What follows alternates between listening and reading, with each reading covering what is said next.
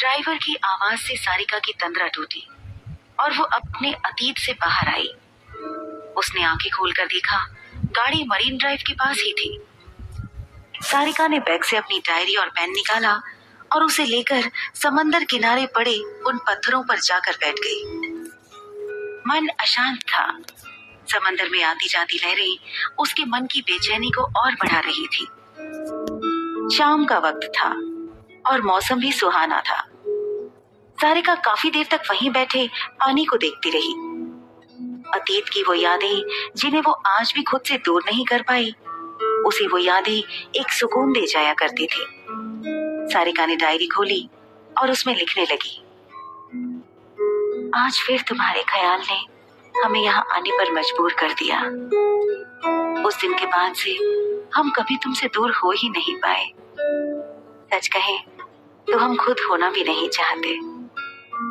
तुम्हें सोचने भर से जो सुकून मिलता है वो शायद दुनिया के किसी कोने में नहीं है।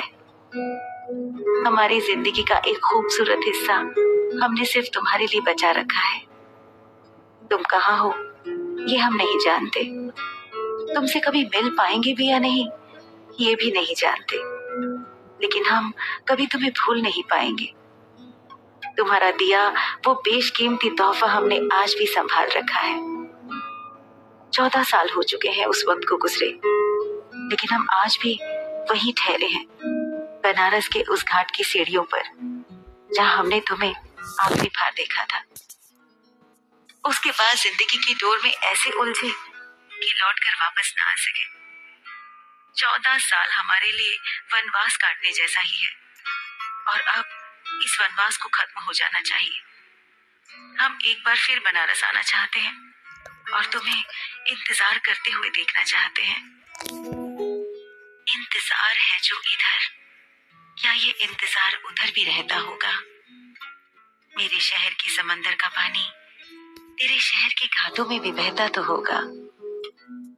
मैं मान बैठी हूँ जिस खामोश आंखों की मोहब्बत को अपना, मैं सिर्फ उसकी हूँ, क्या ये बात वो भी किसी से कहता होगा? अंधेरा होने लगा था। सारिका ने डायरी बंद की और उठकर गाड़ी की तरफ बढ़ गई। ड्राइवर से घर चलने को कहा और उदास आंखों से पीछे छूटते समंदर को देखती रही। पानी की लहरों के साथ ही उसका मन भी यहाँ से वहां भटकता रहा। 14 सालों से सारिका एक ऐसे एहसास में बंधी हुई थी जिसे ना वो जानती थी ना ही उसे दोबारा देखा था। बस आखिरी बार देखा हुआ वो मुस्कुराता चेहरा याद था। अब तक तो सारिका उसका नाम तक भूल चुकी थी, पर उस एहसास को कुछ तो नाम देना ही था।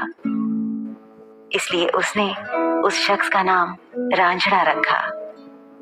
अब तक न जाने कितनी ही गजलें और नज़में उसने उस अनजाने एहसास के साथ लिखी थी अपनी डायरी में।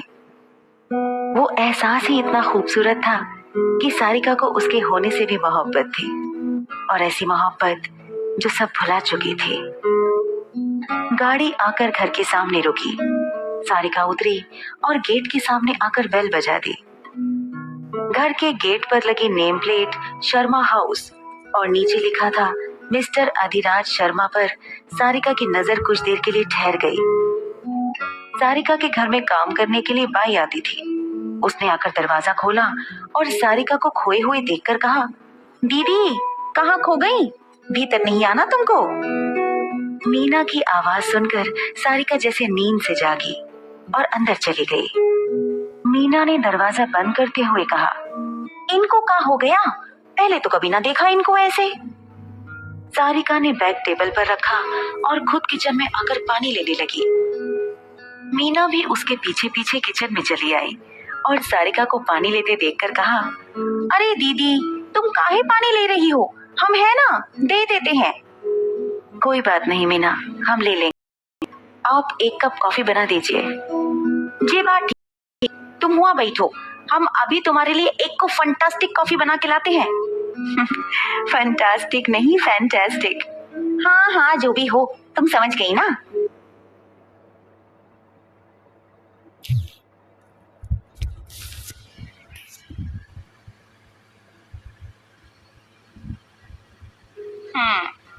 दीदी तुमको एक को बात कही, तुम ना ऐसा मुस्कुराते हुए अच्छी लगती हो।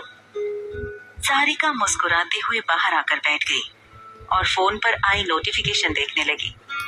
कुछ देर बाद मीना सारिका के लिए कॉफी ले आई और कॉफी देकर खुद उसके सामने बैठ गई। मीना, आपके इस महीने की तनख्वाह के लिए कल सुबह हमें याद दिला देना। दीदी, हमने कब कहा तुमसे पैसों के लिए? तुम खुद ही तो दे देते हो टाइम पे। हाँ, पर आपको भी तो पैसों की जरूरत होती होगी, आपका भी तो परिवार है। दीदी, तुमसे एक बात कहें, मुंबई जैसे शहर में आप जैसे बहुत ही कम देखे हैं हमने। आपसे पहले और भी बहुत जगह काम किए हैं, पर तुम्हार जैसे तो कोई भी ना है।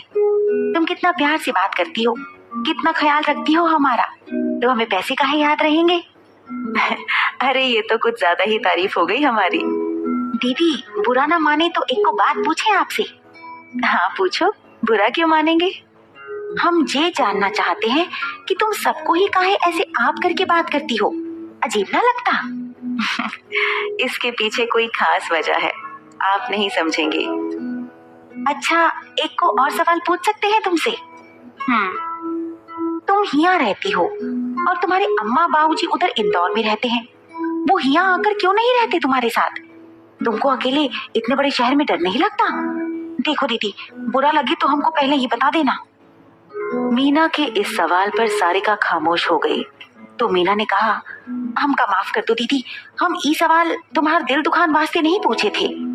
कोई बात नहीं मीना, आपने नहीं तो किसी ना किसी ने तो मुझसे ये सवाल पूछना ही था। पहले हम भी पापा और माँ के साथ रहते थे, पर कभी कभी हमारे बड़ों का ईगो और खुदगर्जी रिश्तों में दूरियां पैदा कर देते हैं और फिर इंसान ना चाहते हुए भी बगावत पर उतर आता है। दीदी, हम ज्यादा नहीं पूछेंगे, पर पूरा भरोसा है तुम पर कि आखिर में तुम सब ठीक कर दोगी और तुम्हारी अम्मा और बाबूजी आकर तुम्हारे साथ यहाँ रहने लगेंगे। ठीक है, हम अपने कमरे में जा रहे हैं, आप खाना बनाकर रख दीजिएगा, हम बाद में खा लेंगे। मीना ने सारिका के लिए खाना बनाया और फिर अपने घर के लिए निकल गई। सारिका फ्रेश होने के बाद कुछ देर लैपटॉप ऑन करके बैठ गई। काम करते करते कब रात के 1 बज गए, सारिका को ध्यान ही नहीं रहा। उसने लैपटॉप साइड रखा और किचन से खाना लेने गई। कुछ गले से उतरा और कुछ जबरदस्ती उतार कर उसने पानी पिया। इंसान जिंदगी में कितनी भी तरक्की हासिल कर ले, पैसा कमा ले, लेकिन अगर 2 वक्त का खाना उसे अकेले बैठकर खाना पड़े तो इससे बुरा और कुछ नहीं हो सकता। फिर आज कोई गजल तेरे नाम ना हो जाए, कहीं लिखते लिखते शाम ना हो जाए। कर रहे हैं इंतजार तेरी मोहब्बत का, इसी इंतजार में जिंदगी तमाम ना हो जाए। आगे की कहानी जानने के लिए आप मेरे चैनल और इस शो को सब्सक्राइब जरूर करें और माय पॉकेट सेक्शन में नए एपिसोड की अपडेट्स पाते रहें।